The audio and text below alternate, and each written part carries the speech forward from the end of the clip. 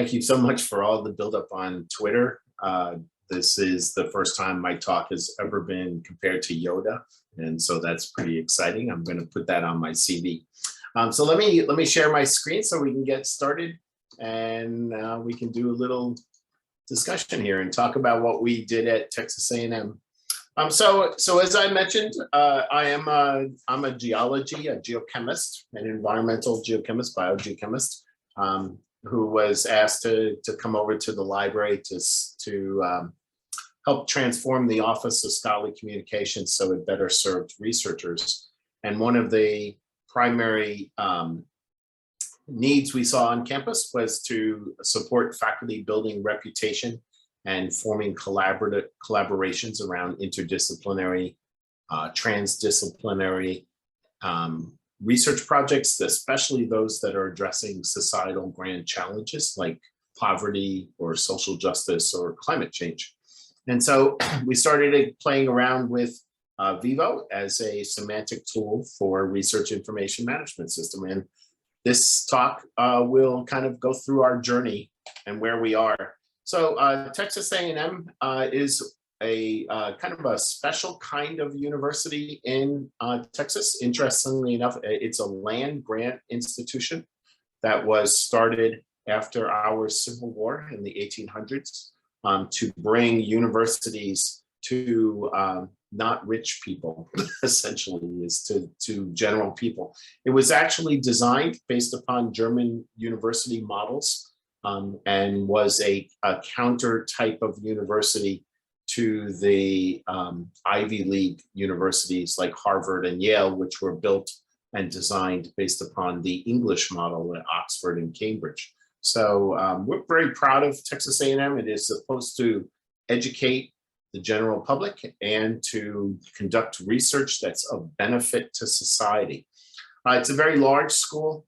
We have 71,000 undergraduates now, about 15,000 graduate students, and we spend $1.1 American billion a year in research funding. So we're really big, and we want to stay that way. And so we work really hard to kind of continue to evolve as an organization to better serve the state of Texas and the world. And of course, everybody on this call already knows this, but the rise of internet technologies has really become a Cambrian moment in the way science and other research is practiced. A Cambrian moment comes from geology. It refers to the moment during the Cambrian era, in early Earth history, when almost all life on the planet died, was wiped out. 99% of all species were wiped out. But those kind of mass extinction events allow new things to grow, new species to evolve. And so a lot of these technologies are disruptive technologies. But boy, have they changed the way science is practiced since I was a graduate student in the 1980s. So I'm older, and I was a PhD student in the late 80s and early 90s. And I remember being very excited because I had a new PC, a new personal computer that actually showed 16 colors on the screen at the same time. It's really exciting. But so, and Claudia's looking at me going, I don't remember that. That's okay. Here in the United States, the competition for funding is ever increasing. And because of a lot of factors, research funding is both an important way that we do research at Texas A&M, but it is also an important way that we fund Texas A&M just to keep going. And so the competition for funding is very, very steep. And for many of our National Science Foundation or National Institute of Health, our federal sources of funding, success rates of our proposals are starting to trend down around 10%. It's only 10% of proposals are funded. This is challenging because in order to have $1 billion a year to spend on research. We have to submit a lot of proposals. So anything that my office could do to help faculty be more competitive, more successful, would bring benefits to the campus. We also know, and everybody on this this call surely knows this, but the way that science and other research is practiced has undergone radical transformations over the more recent history.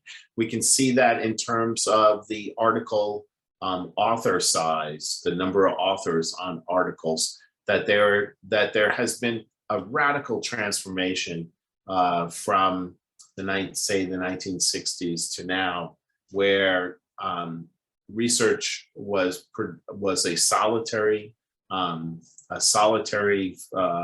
practice. People did research by themselves, as seen in this blue line, where papers had 1, 2, maybe 3 authors on them, to now where papers can have more than 1,000 authors on them. There was one Nature article I got recently where the author list actually had more words than the article itself.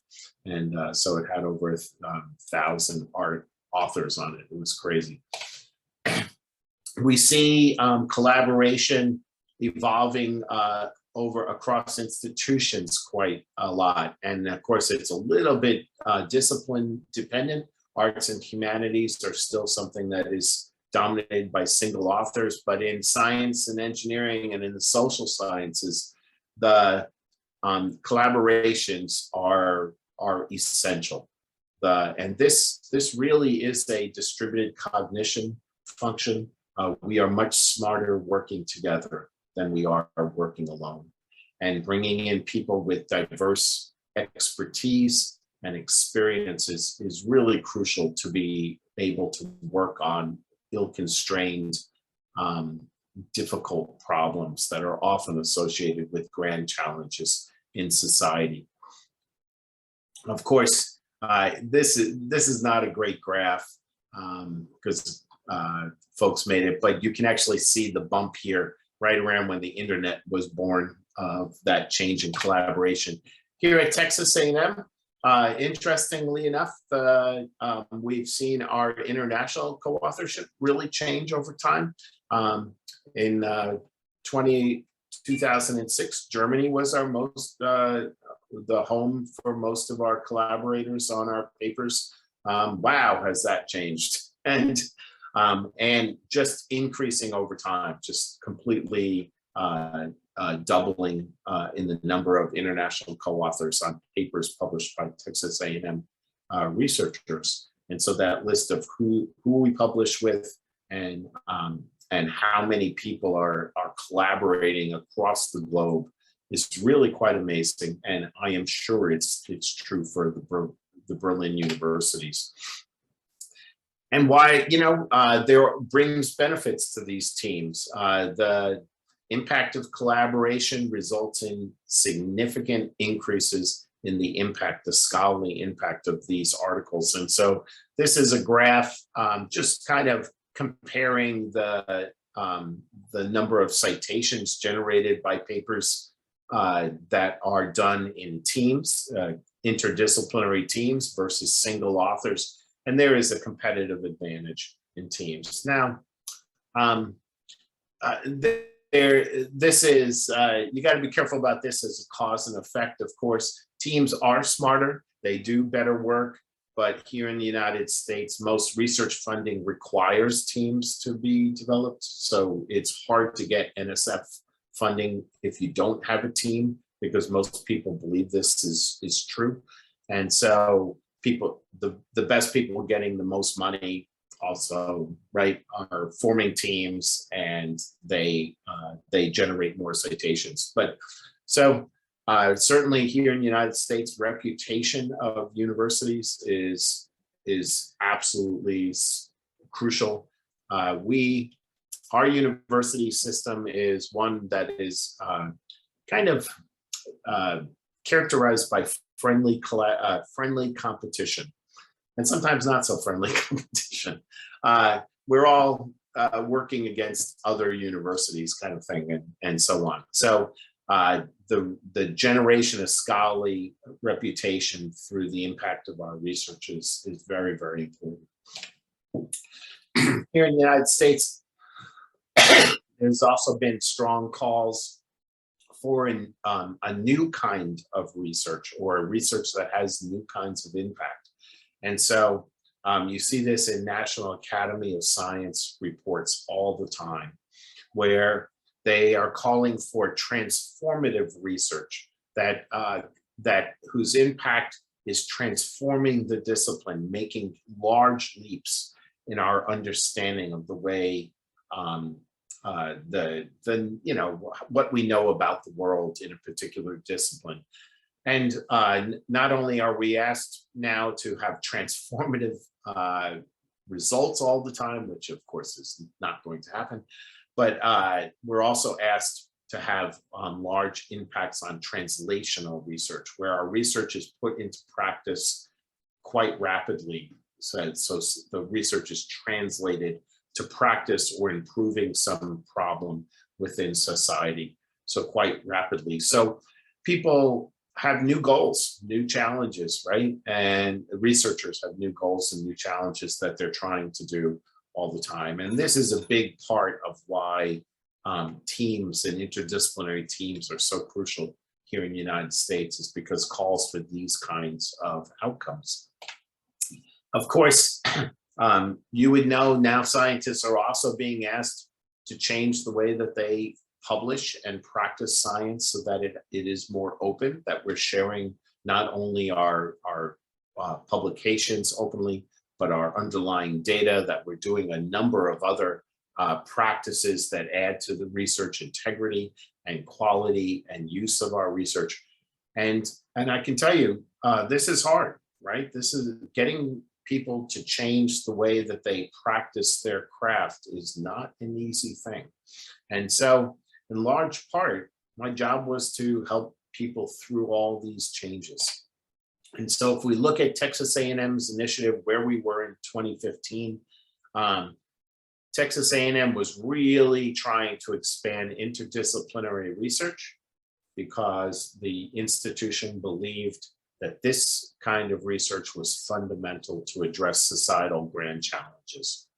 And of course, like always, they wanted to enhance the significance and impact of our research, because that led to institutional reputation. We wanted that research to be immediately translated to address grand challenges, not wait 20 years before things were affected. And we also looked at, the institution also kind of diversified the job, the nature of faculty at Texas A&M, so that there were more types of tracks that faculty could work in. And so we need to worry about faculty success in both traditional and these alternative tracks. And so it was under that situation where we said, okay, I have a small team. We have 4 or 5 people in our group. And we said, what could we do? What's one of the things that we could bring to bear to make all of, to help these things? And so that's when we started exploring the development of a RIM at Texas A&M. So let's go through what that was like. When we started Scholars at Texas A&M, we were interested in building an authoritative database of research at Texas A&M. At that time, there actually was no database on campus that you could get, where you could get almost all query all of the research that was being conducted at A&M. So people didn't even know what we were doing. Everybody on campus was very interested in our system, helping them with metrics of scholarly impact and finding new ways to measure and guide the narratives of our scholarly impact and reputation. And we were, many groups were very interested in allowing interoperability between our system and other systems on campus so that the data could be used or could be reused. Just before I came over to the library, to work in the library, I served in probably the worst job at Texas A&M, assistant department head of the Department of Geology.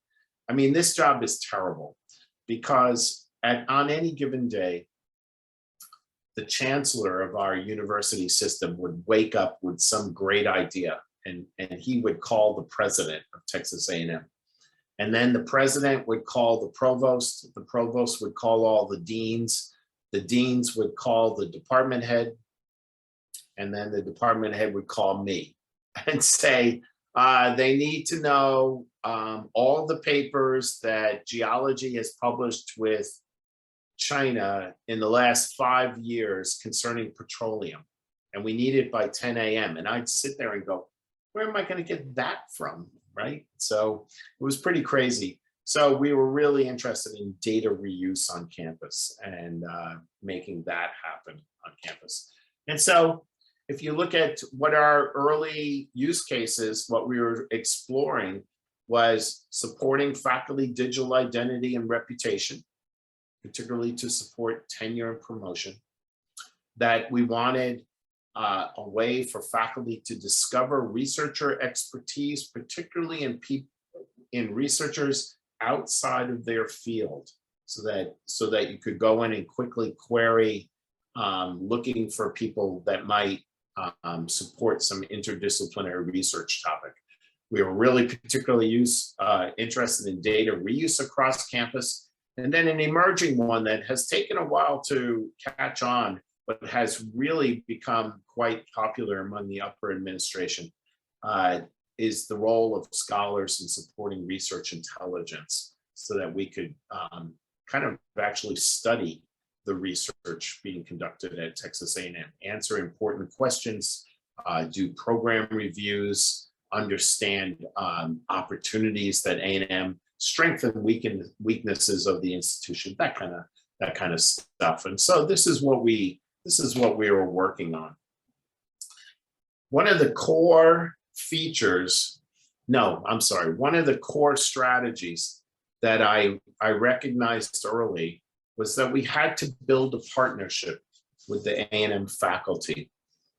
It was particularly important for us to get them to trust our system, to interact with our system, because no matter how good my team was in harvesting information about the research being conducted at Texas A&M, we would never find everything. And so the faculty themselves remain the authoritative source on their own work, right? And so you want them to help you essentially build this database. And so we needed to build their trust, to have them buy in with the system, so that together we would have the best data on campus about research and other activities that the faculty were doing. And so to do that, I drew upon something that I've used before in the past when I've thought about changing people's practices. And this is a model, a sociology model of innovation diffusion by Rogers. And what Rogers did was study the uptake or use of enhanced wheat varieties by Indian farmers in the 1960s, and tried to figure out why did some people use the new kind of wheat and other people did not. And what he found was that if you look at the percent of adoptees over time, it kind of generally follows this S-shaped curve, and that you can get early on, you can make arguments around idealism, and you'll get maybe 15 or 20% of the people for almost anything. You can get 15 or 20% of the people to adopt the change or change their practice.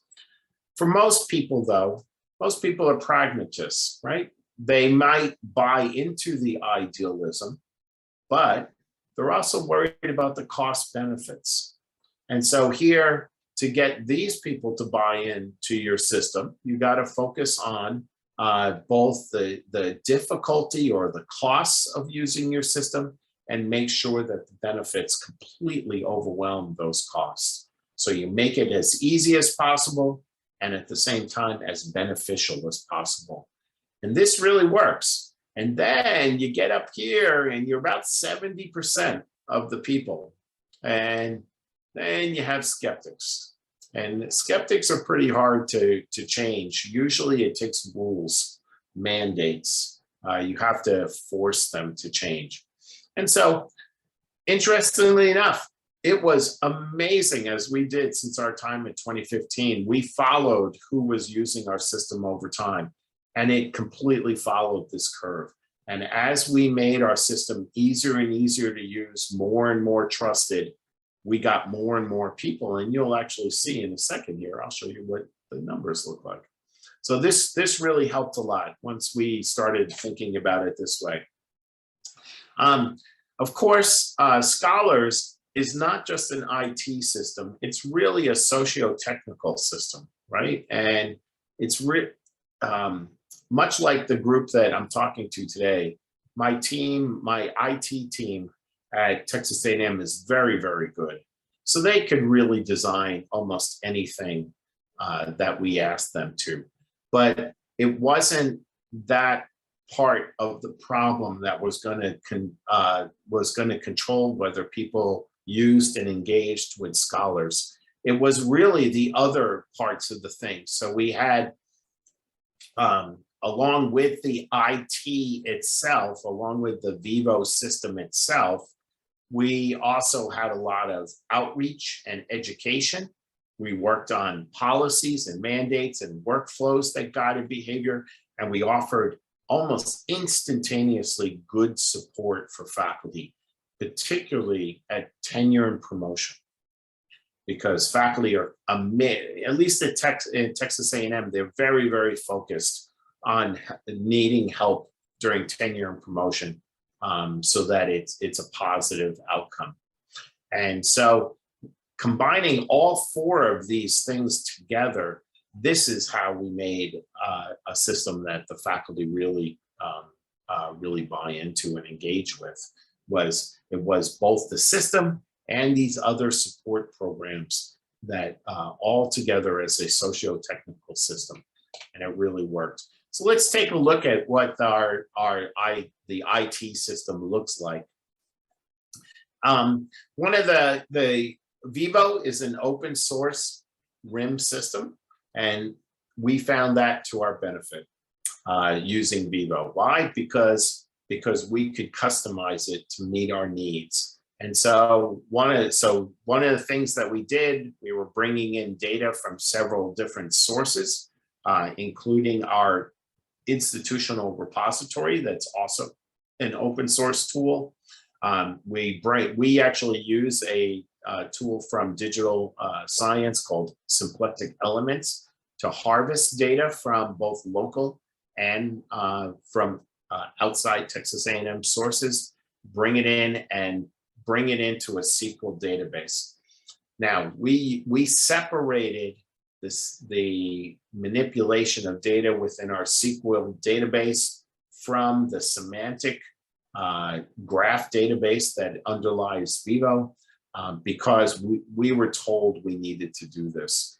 And it turned out to be a really good thing. The reason we need to do this is Texas A&M is one of the most attacked universities in the United States from foreign agents and entities trying to steal our research. And so what our administration wanted was all of this data to be held securely locally, and then some of the data to be crosswalked into the RDF format that is used for VIVO. So that's why we did it this way. And it turned out that turned out to be a really good outcome, because it's just easy to manipulate data here, make sure it's correct and all that kind of stuff. And it made it easy for us to generate custom reports for that research intelligence use case out of that SQL database.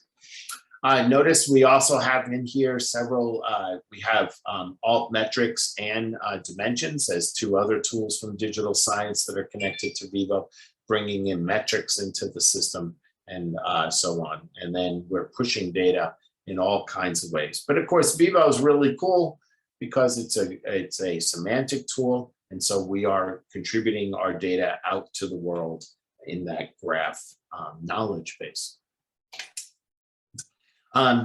Because VIVO is an open source tool, it's undergoing constant development, both at Texas A&M and across the VIVO community.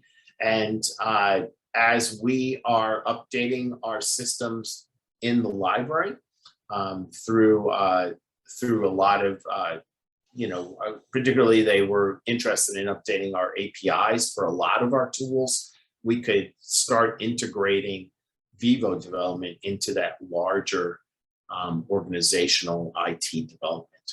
And so we've been going on through, so recently, this was probably 2020, 2019, 2020, somewhere around there. We were particularly updated our front end, and we updated our API to make it both work better and look better and serve the campus much better.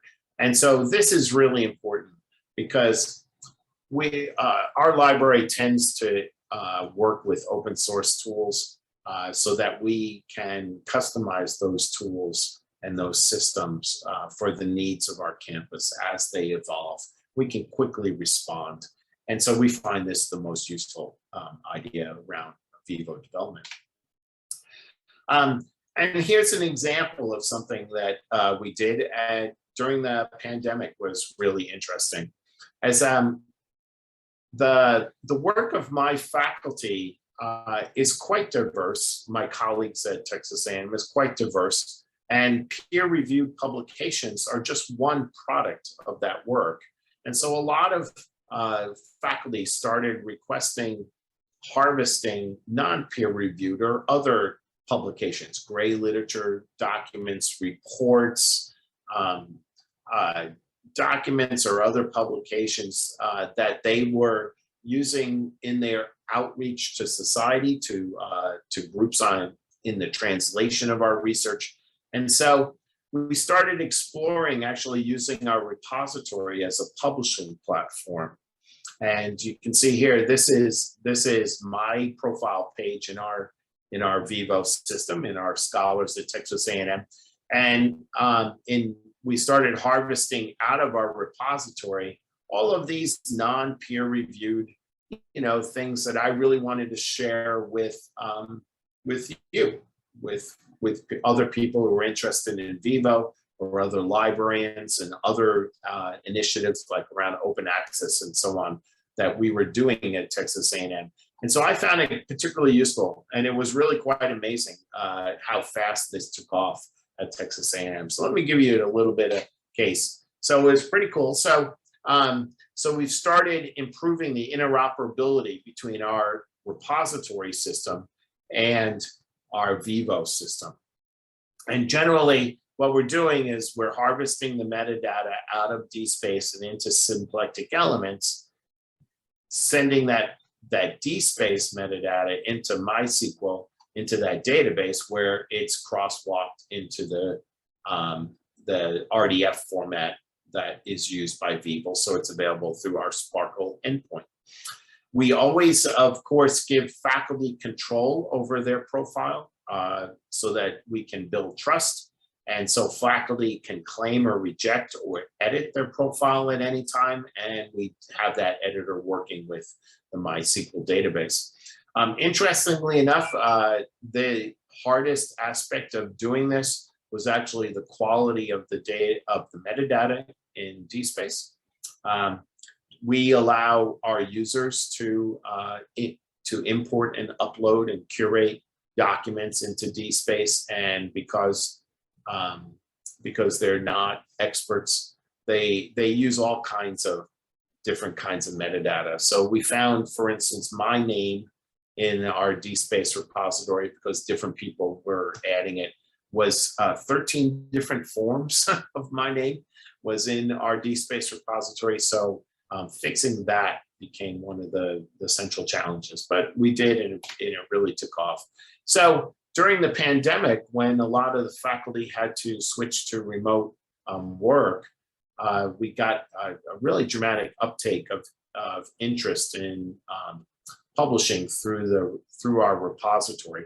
Here's an example of engineering faculty that had done a survey of their undergraduates, trying to show the world how stressful switching from face-to-face courses to online courses were for many of our students, mostly because they did not have, they didn't have a good place in their homes to take the course.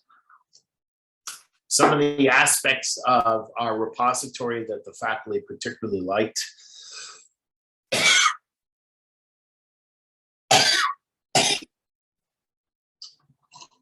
was inclusions of alt metrics, alternative metrics here, so the faculty could rapidly see engagement with the work that they were curating in our repository, along with usage statistics. So this kind of use of metrics within our system, what is really important for our faculty. So this took off. This was an example of something that faculty did. We also built a new collection around teaching materials, exemplary teaching materials, so that it would show up under teaching in our profile. And we did that because we have many faculty in those alternative professional tracks now whose primary contribution to Texas A&M is in teaching. It's not actually in research. And so we wanted to be able to represent their excellence, what they were bringing to Texas A&M. So they were using repositories to publish teaching materials, exemplary teaching materials that they had developed.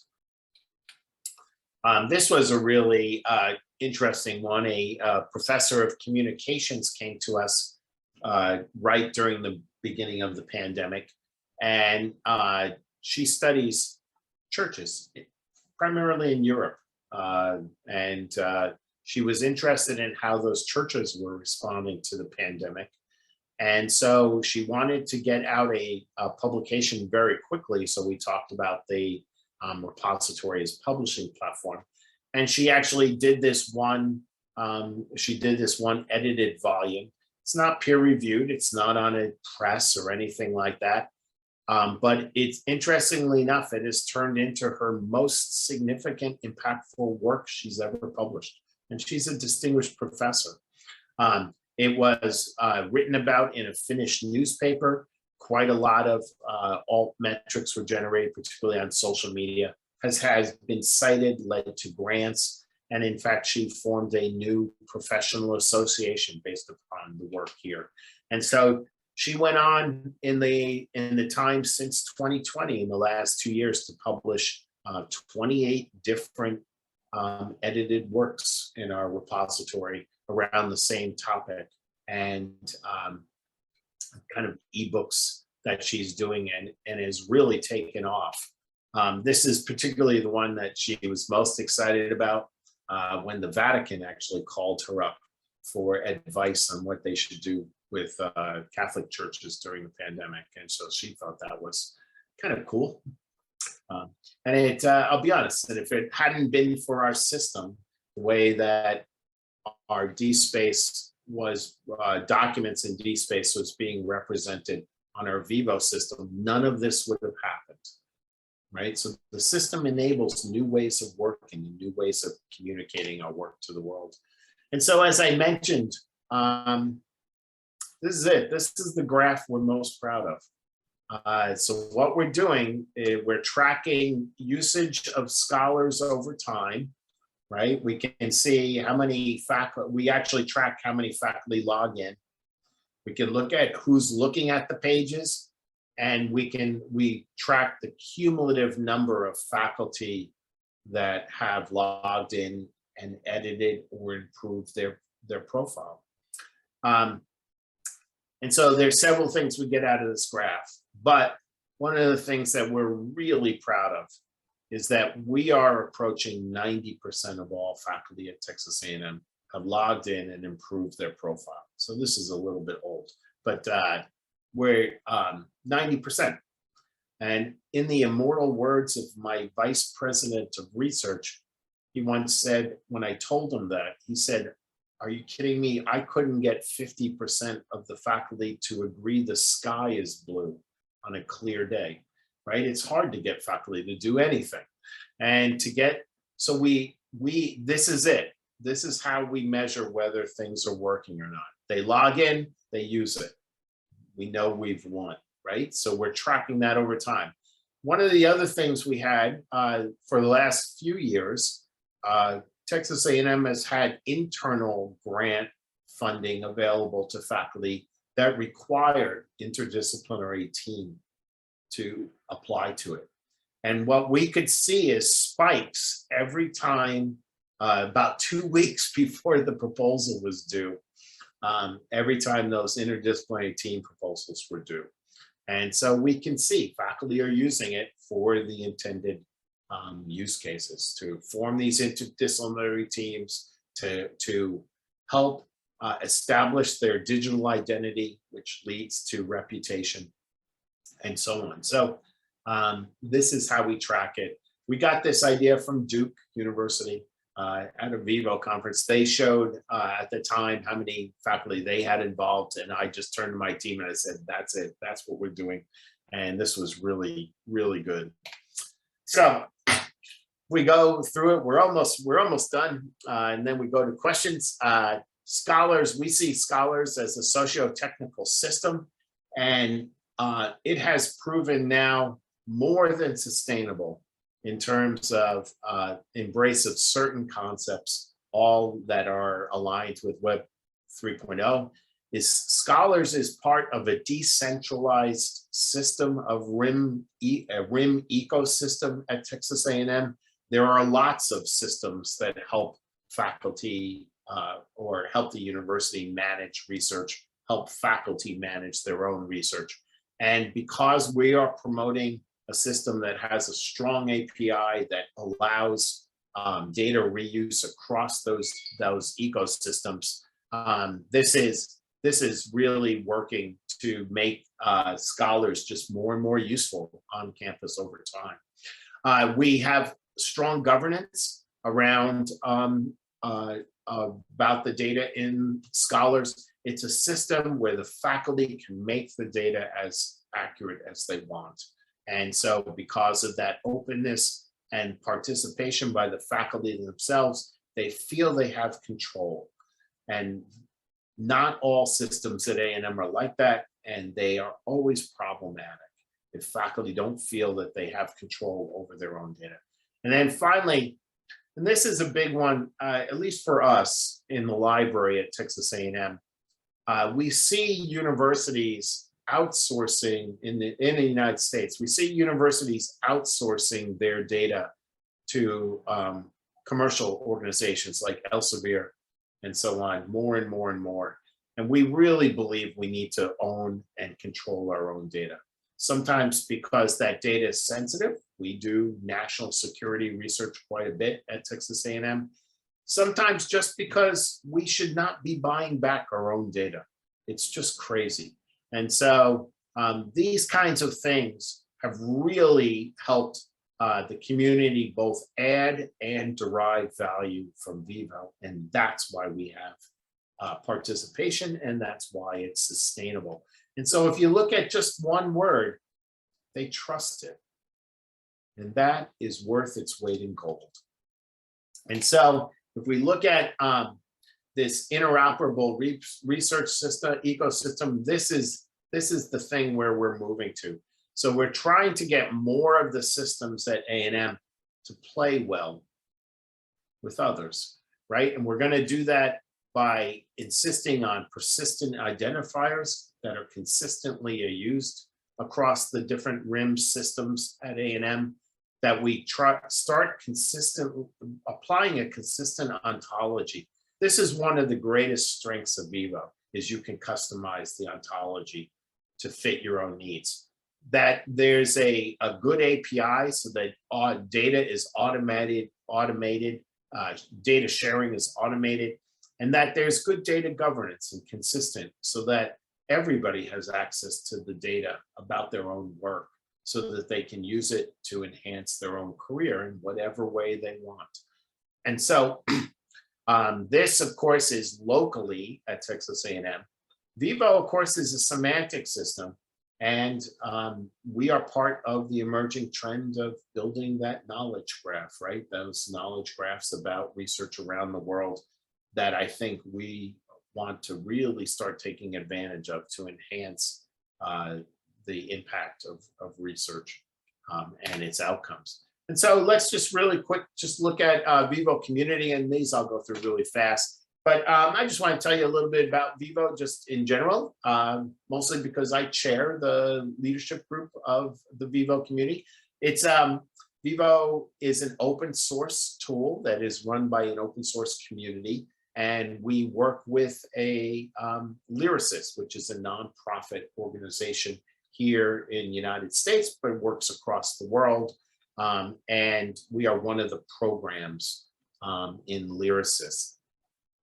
And this program in lyricist is a member-supported community, so that we all contribute. Texas A&M contributes to the community because we are getting value from the community.